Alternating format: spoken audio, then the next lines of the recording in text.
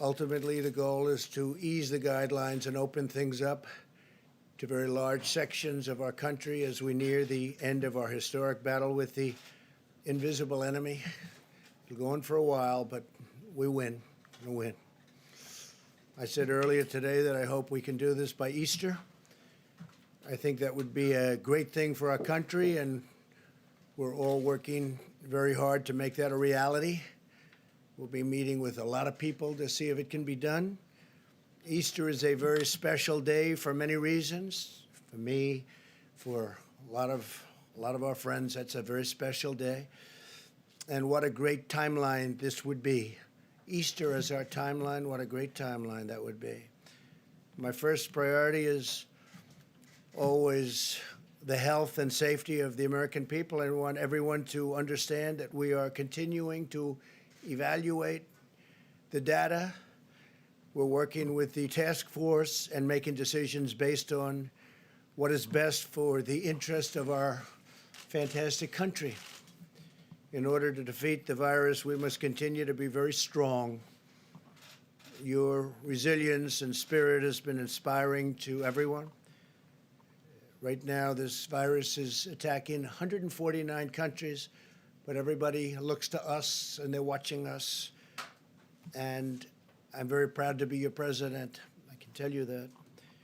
There's tremendous hope as we look forward and we begin to see the light at the end of the tunnel. Stay focused and stay strong, and my administration and myself will deliver for you as we have in the past. Let me provide you an update on critical preparations and supplies in our war on the virus.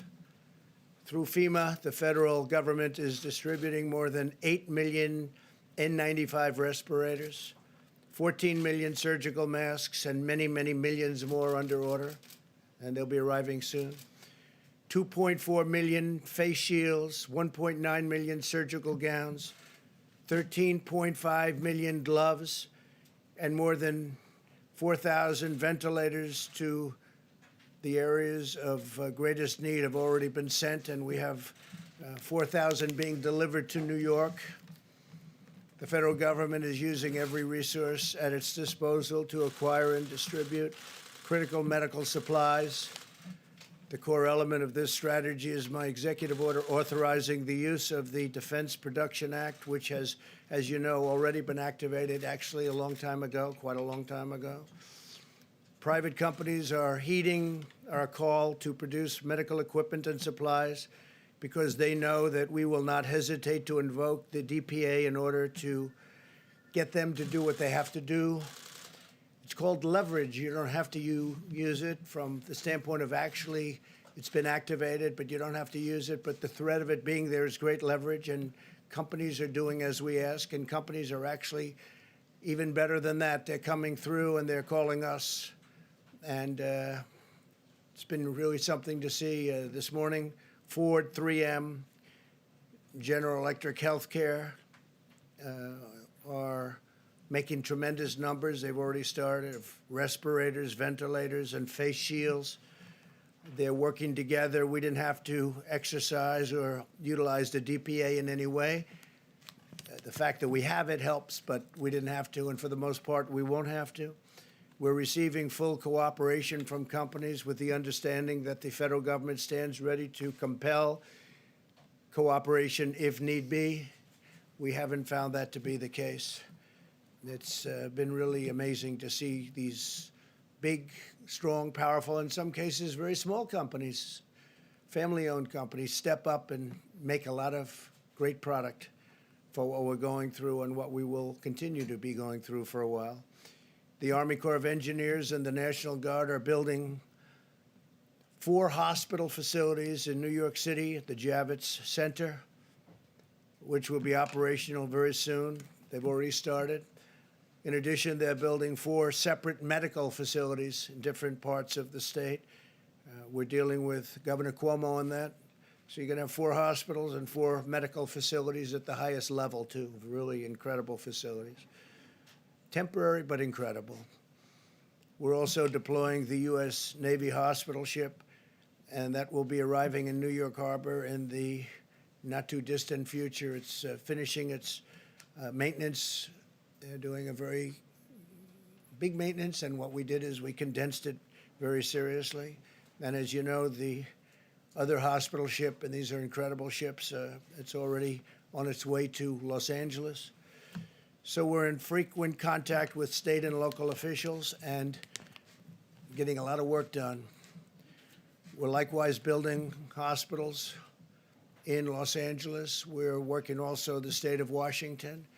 We're working with the governor of the state of New Jersey. We're building a medical facility, a hospital facility, and doing a lot of work. I want to thank the people from FEMA, the great people from FEMA, and also the Army Corps of Engineers. Secretary Mnuchin and the members of my administration continue to work closely with Congress. I'm pleased to report that we are working to pass the biggest and boldest financial relief package in American history. Senators will soon hopefully vote on a $2 trillion bill that will deliver direct cash payments to struggling Americans. No fault of their own. This came out of nowhere. Nobody can imagine this even happened, but it's not their fault. We want to protect, and we will, all of the things that a person needs protected and a family needs protected. We're working on job retention loans for small businesses and extended unemployment insurance for laid-off workers. The legislation will also include billions of dollars for additional resources for our, and really heroic, these are incredible doctors, nurses, brave, and hospitals, as well as support for hard-hit industries such as the airline industry and the cruise ship industry, which employ tremendous amounts of people and obviously serve very important functions beyond that, with very tough protections for the American taxpayer. The loans will be very secure and they will be very profitable, and at the same time, they'll bridge, they call them bridge loans in many cases. They'll be bridging these companies back into very good health. And some of them are very important companies that 4 weeks ago didn't have a problem. I'm also confident that the Democrats will do the right thing. I feel very confident. They're working very hard together right now, Republicans and Democrats, and they're getting very close to a very fair deal and a great deal for the people of our country. Today, as you probably saw, the Dow surged over 2,100 points. That's the all-time record history of the exchange. This is very encouraging, and I think part of the reason is they are looking at what is close to being passed, and I think a very big part of it is they see that we want to get our country open as soon as possible. They see we're working very hard on that. That's a very big factor, I think, in today's historic gain. The legislation developed in the Senate is the first step to restoring confidence and stability to America's economy as we look ahead to the time when we can carefully and responsibly reopen our country for business, and we hope that's going to be very soon. I want to assure Americans that we have a team of public health experts. We've gotten to know them as well as I know them. They're great people, incredible, talented. They love our country. Also, economists and other professionals working to develop a sophisticated plan to reopen the economy as soon as the time is right. One based on the best science, the best modeling, and the best medical research there is anywhere on earth. Our great people have been, especially when it comes to our public health experts and officials, have been helping other countries, dealing with other countries, constant touch with other countries, helping them out, because many of them have never seen anything like what's happening. But our decision will be based on hard facts and data as to the opening. I'm also hopeful to have Americans working again by that Easter, that beautiful Easter day. But rest assured, every decision we make is grounded solely in the health, safety, and well-being of our citizens. This is a medical crisis. This isn't a financial crisis. But it's a thing that nobody has seen for many, many decades, nothing like this. Marshaling our economic strength is a key feature of defeating the virus, producing the materials, supplies, and equipment that we need, and they're doing a really fantastic job. We're helping the governors. We had a conference call the other day with the governors, and We allowed the press to join us on the call, and the spirit between us and the governors has been really great.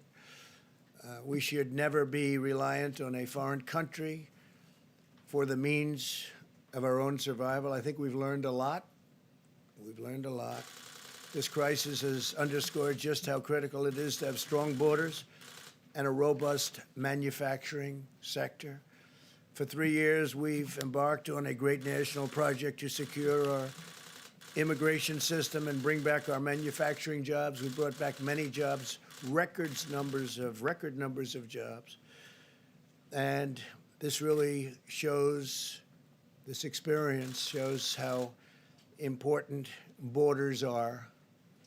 Without borders, you don't have a nation.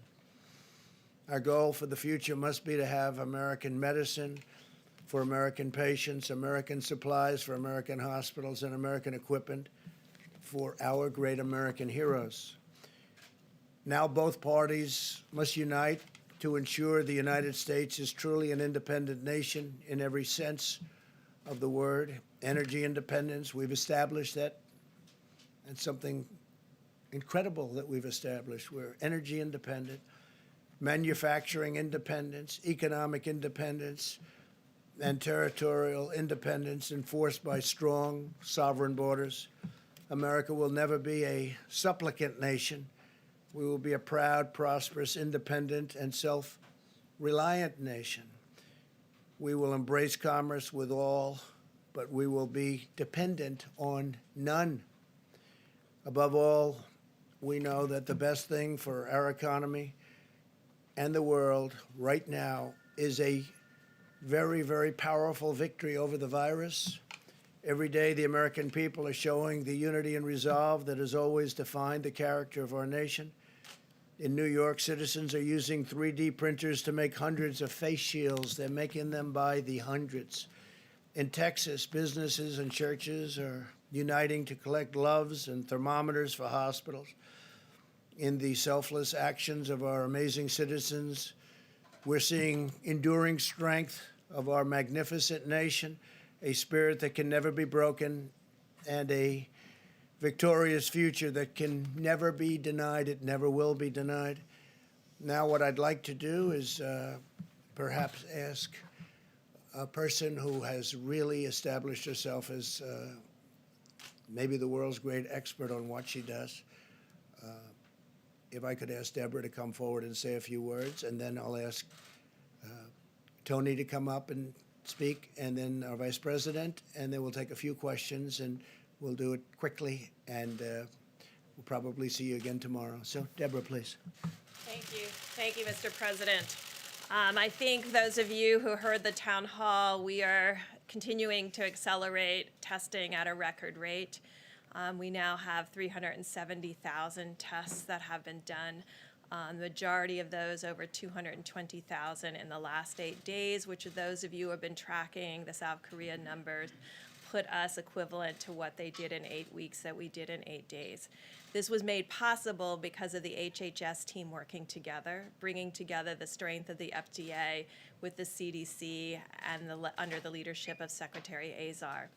We're very proud of those numbers, but we know that we have to do more, and we continue to accelerate in testing to ensure that those who need the test are tested first and have access. As we talked about yesterday, we're working on the ability for people to take their own sample. That does not mean home testing. That means taking your own sample in the front of your nose with available swabs into normal saline that can be transported to the laboratories. That will allow and free up all of the drive-thrus to be very sparing on PPE, because you'll be able to do that with gloves rather than the full PPE outfits. This will allow for more of that PPE to be dedicated to our hospitals. I think those of you who are tracking this epidemic closely, like I am, you will begin to see that there is encouraging results coming out of Italy. We are impressed by the decreases that are seen in mortality, the number of people succumbing to this illness, and the number of new cases. Our new cases will continue to surge because we're still working on our backlog although we will be in touch with the laboratories after this press conference to really find out how many are still in backlog and how many were run in the last 24 hours. Until we can get into a 24-hour cycle, we're going to have disproportional number of new cases compared to the actual new cases, and we will let you know when we've reached that equilibrium. Finally, and I know Dr. Fauci will talk about this further, we remain deeply concerned about New York City and the New York metro area. About 56% of all the cases in the United States are coming out of that metro area, and 60% of all the new cases are coming out of the metro New York area, and 31% of the people succumbing to this disease. It means, because they still are at the 31% mortality compared to the other regions of the country, that we can have a huge impact if we unite together. This means, as in all places, they have to be following the presidential guidelines that were put out 8 or 9 days ago, and this will be critical. But to everyone who has left New York over the last few days, because of the rate of the number of cases, you may have been exposed before you left New York. And I think, like Governor DeSantis has put out today, everybody who was in New York should be self-quarantining for the next 14 days to ensure that the virus doesn't spread to others, no matter where they have gone, whether it's Florida, North Carolina, or out to far reaches of Long Island. We are starting to see new cases across Long Island that suggest people have left the city. So this will be very critical that those individuals do self-quarantine in their homes over these next 14 days to make sure they don't pass the virus to others based on the time that they left New York. So if they've already are 4 days out, then it's just 10 more days. So I thank you if you help get that message out to others. Dr. Fauci? Thank you very much, Mr. President. Deb.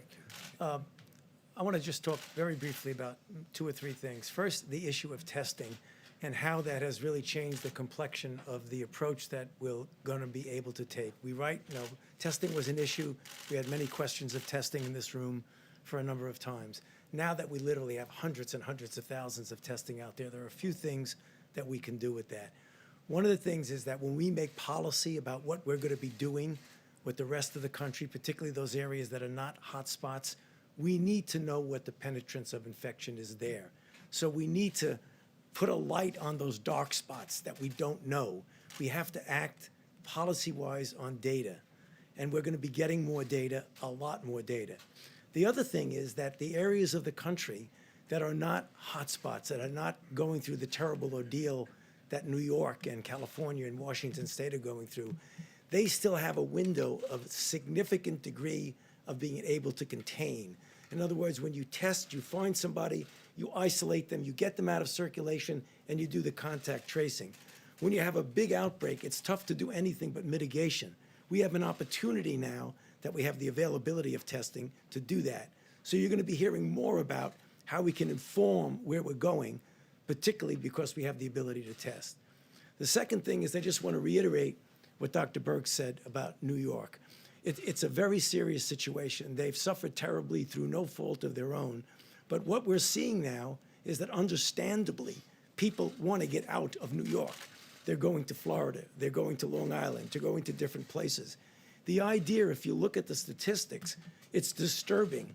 About 1 per 1,000 of these individuals are infected. That's about 8 to 10 times more than in other areas, which means when they go to another place, for their own safety, they've got to be careful, monitor themselves. If they get sick, bring it to the attention of a physician, get tested. Also, the idea about self-isolating for 2 weeks will be very important because we don't want that to be another seeding point to the rest of the country wherever they go. And then thirdly, just one comment about drugs and the testing of drugs. You know, you heard yesterday about drugs being out there that physicians on an off-label way can prescribe it to give people hope of something that hasn't been definitively proven to work, but that might have some hope.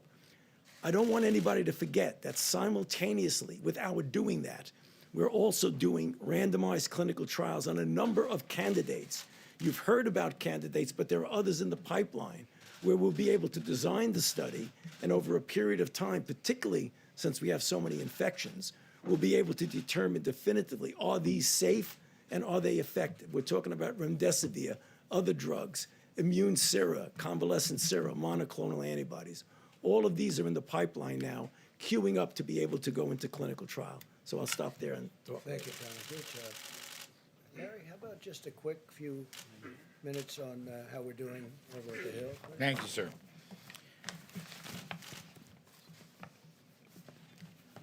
We're gaining great progress on this Phase 3 legislation. Negotiations continue. We've had continued reports.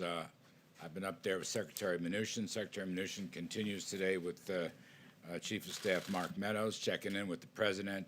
They're getting closer and closer. They expect to vote as soon as possible. I just want to walk through a couple of key points. This legislation is urgently needed to bolster the economy, provide cash injections and liquidity, and stabilize financial markets to get us through a difficult period, a difficult and challenging period in the economy facing us right now, but also to position us for what I think can be an economic rebound later this year. We started the year very strong, and then we got hit by the coronavirus in ways that probably nobody imagined possible. We're dealing with that as best we can. This package will be the single largest Main Street assistance program in the history of the United States. The single largest Main Street assistance program in the history of the United States. Phase 2 delivered the sick leave for individuals, hourly workers, families, and so forth. Phase 3, a significant package for small businesses. Loan guarantees will be included. We're going to take out expenses and lost revenues. As the President said, eligibility requires worker retention. We will maintain, the people eligible will maintain their payrolls during this crisis period. And on top of that, we will have direct deposit checks of roughly $3,000 for a family of 4, and that will bridge to enhanced, plussed up unemployment insurance benefits that will essentially take those up to full wages. This is 1, 2, 3, 4. You know, a strong workforce requires strong business. You can't have a job without a business to work for. And the hope here is that the companies that were operating very well at the beginning of the year when the economy was in good shape, we will help them and their employees get through this tough period so they will come out the other side, let's say this later this spring or summer, and will continue their operations. That's the key point. Now, don't forget, there's income tax deferrals for individuals and corporations without interest and penalties. There's student loan interest and principal deferrals without any penalties. And finally, I want to mention the Treasury's Exchange Stabilization Fund.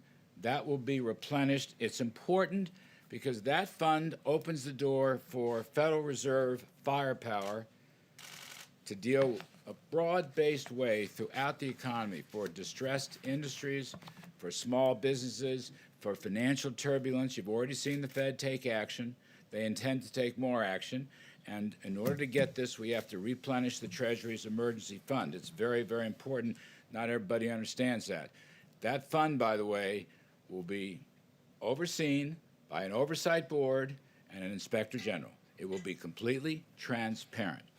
So the total package here comes to roughly $6 trillion, $2 trillion direct assistance, roughly $4 trillion in Federal Reserve lending power. Again, it'll be the largest Main Street financial package in the history of the United States. Liquidity and cash for families, small business, individuals, unemployed, to keep this thing going.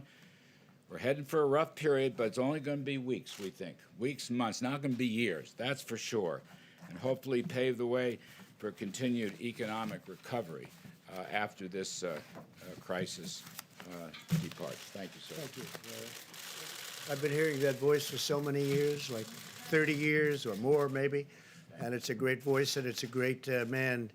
So Larry Kudlow, thank you very much. Thank I want to say that that package, and we went over parts of it, but pretty big parts, it really sets us up to, I think, even supersede where we were a month ago.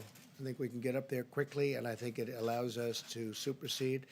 It allows us to help these great companies that need help, like Boeing, which is, had a problem, and then on top of that problem, it had the virus come in. But we'll be helping Boeing, we'll be helping the airlines, we'll be helping the cruise lines, we'll be doing a lot of things, and the money will all come back to us, and it'll come back to us in a very strong form. And before we take some questions, I'd like to ask our great Vice President to say a few words, if you would, Mike, please. Thank you, Mr. President. The White House Coronavirus Task Force met again today. And on behalf of the President of the United States, everyone on our team, I know state leaders, let me just say thank you, America. People across this country, businesses large and small, are responding to the threat of the coronavirus in ways that are deeply inspiring. People are acting on the President's 15 days to slow the spread, and it is making a material difference. Our experts standing beside us told us that if every American, regardless of whether you're in an area that's impacted by an outbreak of the coronavirus or not, if every American would embrace these guidelines, that we could significantly reduce the number of Americans that would contract the coronavirus and protect the most vulnerable. And as the President reflected earlier, tens of millions of Americans are doing just that, and we're grateful. The focus of our task force, of course, is to slow the spread, to promote mitigation strategies. Beyond that, though, the President has us focused on testing and on supplies and making sure that those that are enduring the symptoms of the coronavirus and those who are ministering to them, our extraordinary healthcare workers, have the support that they need. In the category of supplies, you just heard Dr. Birx indicate that we've made great progress. We have done more tests in the last 8 days than were done in the previous 8 weeks, and it's because of the public-private partnership that the President forged with commercial labs. And I would encourage people around the country to remind your family members and friends, if you don't have symptoms, don't get a test. We want to make sure people who are having symptoms, who have a concern, have the ability to be tested and to have those tests processed. We're continuing to urge all county hospitals, all labs around the country to report to the CDC all the results of the test, as it'll give these experts around us the ability to continue to advise the President on best practices. As I mentioned, we all continue to follow the outbreak around the country and the test results. But as several have mentioned, we're particularly focused on New York. The reality is the New York metro area was 60% of the new cases in the country. And specifically, as a layperson, I can tell you that the infection rates are roughly 1 in 1,000 in the New York City metropolitan area, where they are 0.2% per thousand or 0.1% per thousand in places like Washington State. It is the reason why today the White House Coronavirus Task Force is calling on any American, first and foremost, if you're in the New York City metropolitan area or elsewhere, to take the guidelines that we issued and avoid non-essential travel. But for anyone in the New York metropolitan area who has traveled, our task force is encouraging you to monitor your temperature, be sensitive to symptoms, and we are asking anyone who has traveled out of the New York City metropolitan area to anywhere else in the country to self-isolate for 14 days. We have to deal with the New York City metropolitan area as a high-risk area. And for that reason, we're taking these steps and asking for the cooperation of the American people. Because of the spread in New York City, we will continue to surge resources. The President has described this. FEMA is coordinating with New York State for the arrival of the USS Comfort in just a matter of a few short weeks. Over the next 24 hours, more than 4,000 additional ventilators will be delivered to New York State as well. New York State has prioritized 3 alternative medical facilities, and at the President's direction, the Army Corps of Engineers is working on plans to build those facilities out. You've heard the President speak about the Javits Center, the addition of 1,000 beds, and will continue. I want the people of New York City and the greater New York City area to know that we're with you. We're going to continue to provide resources to support your state and local officials as they confront the spread of the coronavirus in that great city. On the subject of supplies, we had team meetings today at FEMA, which is working on identifying the critical personal protective equipment and ventilators. At this point, FEMA informs us today that they are distributing 7.6 million N95 respirator masks, more than 14 million surgical masks, and FEMA has already shipped 73 pallets of personal protective equipment to New York, 36 pallets of personal protective equipment to the state of Washington. We'll be meeting again tonight. As you know, the President stood FEMA as a national response center up, and they are in the lead for the approach to the coronavirus, which is locally executed, state managed, and federally supported. And we'll continue to surge those resources and make sure that they're available. One last word, if I may. The President reflected on the response that businesses around the country have brought to this moment. It truly is extraordinary. The President did initiate the Defense Production Act last week, but as the President has reflected many times, we will use the Defense Production Act if we need it to mandate production of critical supplies. But so far, no one has said no. And in fact, we see industries stepping up. The President mentioned Ford Motor Company working with 3M and GE Health to expand production of medical supplies. We heard that McDonald's is now offering curbside delivery to truckers who are unable to use the drive-through to pick up a Big Mac. And I spoke today, and the President spoke last week with Tim Cook of Apple, and at this moment in time, Apple went to their storehouses and is donating 9 million N95 masks to healthcare facilities all across the country and to the national stockpile. There is a level of generosity that I know is inspiring to the President, and it's truly inspiring to all of us who are working on the White House Coronavirus Task Force. The President's made it clear that he hopes, in weeks, not months, to be able to open up the country. But let me make one last encouragement to every American. We will get to that day quicker if every American will put into practice the President's coronavirus guidelines for our nation. 15 days to slow the spread. If every American will do this, I have no doubt that we will slow the spread, we will protect our most vulnerable, and we will heal our land. Thank you, Mr. President. Mr. President, you just reiterated that you hope to have the country reopened by Easter. You said earlier you would like to see churches packed on that day. My question is, you have two doctors on stage with you. Have either of them told you that's a realistic timeline? I think we're looking at a timeline. We're discussing it. We had a very good meeting today. If you add it all up, that's probably 9 days plus another 2.5 weeks. It's a period of time that's longer than the original 2 weeks. So we're going to look at it. We'll only do it if it's good, and maybe we do sections of the country. We do large sections of the country. That could be too. But no, we're very much in touch with Tony and with Deborah on everything we're doing. Who suggested I that just date? thought it was a beautiful time. To be a beautiful time, a beautiful timeline.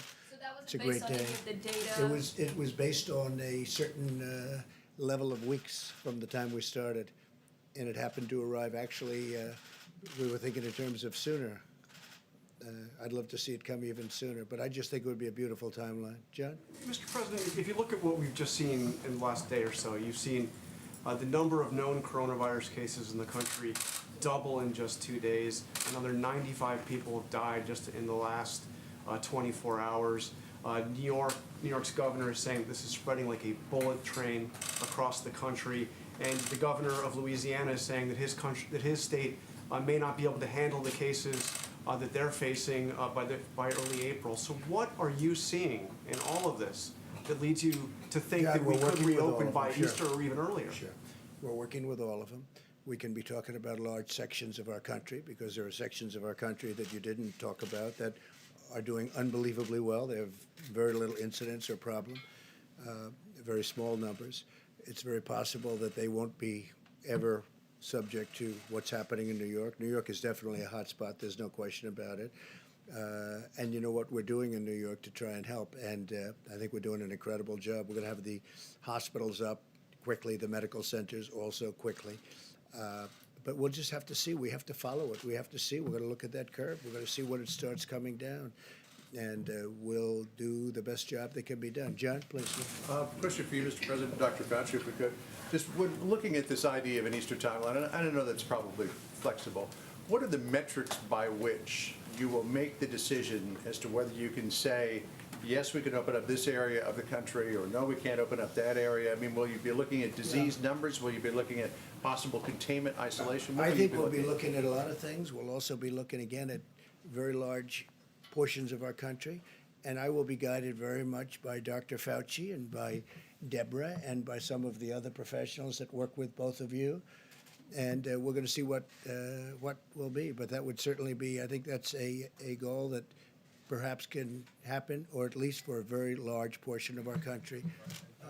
Dr. Fauci, since, as the President said, you and Dr. Birx and others will be guiding him in making the decision, where are you now with this timeline of 19 days from now? So, I mean, that's really very flexible. We just had a conversation with the president in the Oval Office talking about, you know, you can look at a date, but you got to be very flexible. And on a literally day-by-day and week-by-week basis, you need to evaluate the feasibility of what you're trying to do.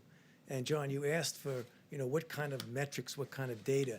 When you look at the country, I mean, obviously, no one is going to want to tone down things when you see what's going on in a place like New York City. I mean, that's just, you know, good public health practice and common sense. But the country is a big country, and there are areas of the country, and I refer to this in my opening remarks, that we really need to know more about what the penetrance is there. So if we do the kind of testing what we're doing, and testing will always be associated by identification, isolation, and contact tracing, and you find after a period of time that there are areas that are very different from other areas of the country, you may not want to essentially treat it as just one force for the entire country, but look at flexibility in different areas. So I think people might get the misinterpretation, you're just going to lift everything up, and even somebody's going like that. I mean, that's not going to happen. It's going to be looking at the data. And what we don't have right now, that we really do need, is we need to know what's going on in those areas of the country where there isn't an obvious outbreak. Is there something underneath the surface that says, wait a minute, you better be careful and really clamp down? Or what looks there that you don't really have to be as harsh as you are in other areas. So it's looking at information that up to this point, John, we never had. So it's a flexible situation. Was New York becoming our war? Is New York becoming the epicenter? of the Well, it active- certainly is by far the, if you call it hot, if you call it any word you want to use, it is at a level that, I was speaking to Tony before, it's a level that no place else is close. It's very unfortunate. You know, one of the things that's happened that we've done, I think, a really good job on, I think that it's something special what's happened is, I learned from Dr. Birx a little while ago when she said, I learned it actually this afternoon, in 8 days, because we kept hearing about South Korea. They had a very tough time at the beginning, if you remember. In 8 days, we're doing more testing than they've done in 8 weeks. That's a tremendous turn. And with our testing, it's going exponentially. It's going up, up, up every day. So we're going to be able to do things with this very highly sophisticated testing. And it's also, the test itself is considered the best test. So on top of doing now more than anybody else, we have a very high-quality test. That makes a big difference. It also makes a big difference even in terms of opening, because we're going to see those areas like the hot spots. But New York City definitely is a very hot spot. Steve? When you talk about areas that you could open up, what specifically are you looking at? What states? Are you talking about out west Well, or you can talk Midwest or about South? Where the exactly? Farm Belt. Take a look at the Farm Belt. Take a look at areas out west. Look at big sections of Texas. I was talking to the great governor of Texas. They've done a fantastic job out there, but they have very big sections of Texas where, you know, it's like numerous states, frankly. But we can have large sections of, if we want to do it that way, we can have large sections of the country open. I think it's very important that we start moving on that and start thinking about it, because our country wants to be open, our people want it to be open, and they're raring to go. And I think it's one of the reasons that we're going to have a tremendous bounce back. I think it's going to go very quickly. Also, I want to thank, while I'm here, I want to thank Larry for the job he's done, Steve Mnuchin for the job he's done. If you look at Peter Navarro, he's sort of doing different things. He's really, he's a force in terms of getting masks and getting all of the ventilators and all the things. He's been fantastic, Peter. But I also want to thank Congress, because whether or not we're happy that they haven't quite gotten there yet, they have been working long hours. I'm talking Republicans and Democrats, all of them. The House, the Senate. I want to thank Congress because they are really trying to get there, and I think they will. And I'll see you all tomorrow. Thank you very much. Did Thank you give Governor Cuomo